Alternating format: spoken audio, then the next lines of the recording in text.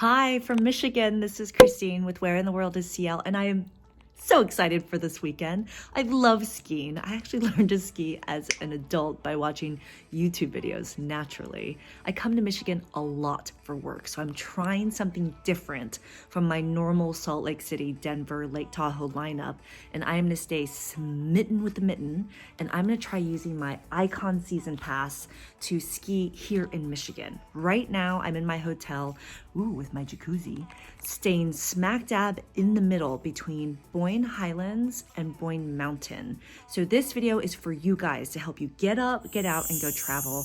Everything I learned from skiing at these two resorts this weekend, I'm gonna put together my top tips so that you can come here and make the most out of your ski trip.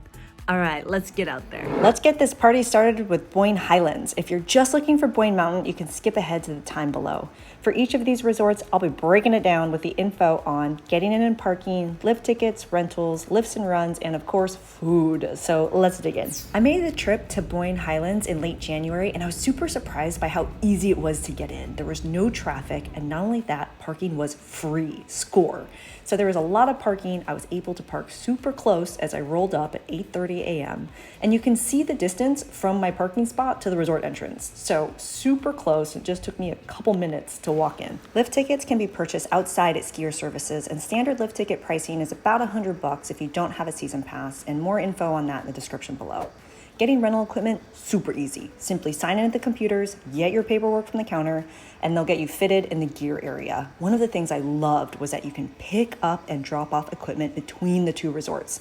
In other words, instead of doing a one-day gear rental, I saved a few bucks by doing a 2-day rental, picked up at Highlands, and tomorrow I'll drop off at Mountain. I can't believe I was from parking lot to lift ticket window to equipment rental to lift in under 30 minutes, which blows my mind. But if you're looking to save even more time, you can reserve your rental equipment online. Okay, let's move on to lifts and runs. Note that the rentals open to 8 and the lifts start at 9, if not earlier.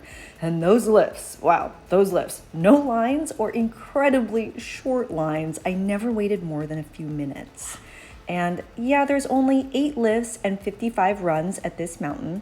And when I compare it to one of my favorite parks, like Park City's 41 lifts and 340 runs, I don't really think it matters. It's not a comparison because the ease of this trip makes this mountain, in my eyes, super small but super mighty.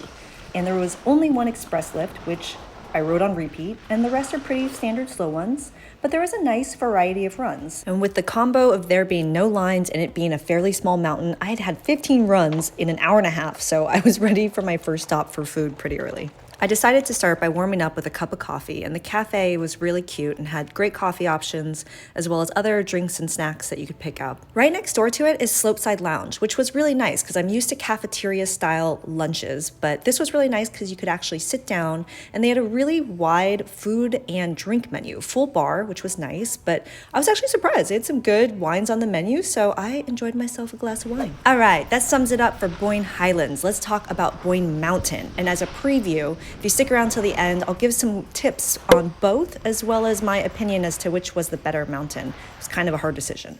All right, Boyne Mountain. Getting in was super easy once again.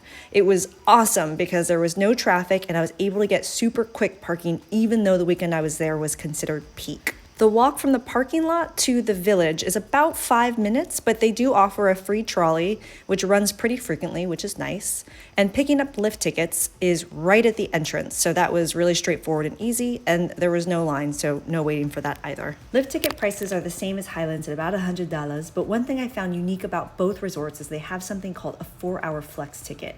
So starting from when you buy it, you got 4 hours to be on the mountain, and it's at a discounted rate. Rentals were just around the corner and downstairs, so I came back here at the end of the day to drop off my gear that I'd picked up at Highlands with no problem. They do have lockers right next to it, which will run you around $6 to $12 with in and out privileges. I got a fresh pair of legs, about to hit this first run of the day, super excited. Let's see how these two mountains stack up.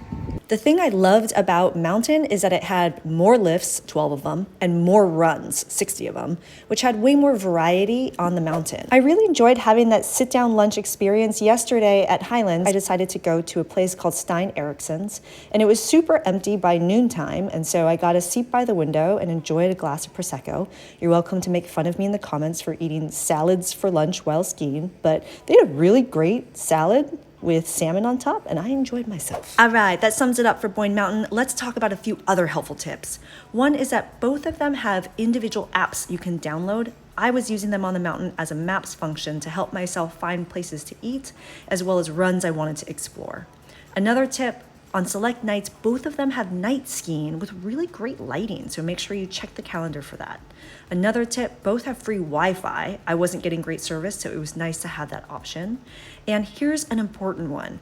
I usually, when I'm going on ski trips, like to rent my gear from nearby sports stores, so I'm showing up with my gear.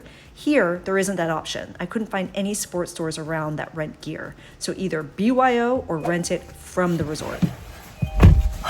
What an awesome day of skiing. I had so much fun at Boyne Mountain. I loved Boyne Highlands. This weekend was amazing. If I had to pick between one of the two resorts, it's kind of hard to decide. I guess I would have to say Boyne Mountain, but it's only because I love steeps and I felt like it was more easy to access black diamonds while I was here. But I have a ton of skiing to go this season. I'm here every Wednesday making new videos. Check me out. If you found this helpful, please give it a thumbs up, share it with your friends, and I'll see you in the next video. Ciao.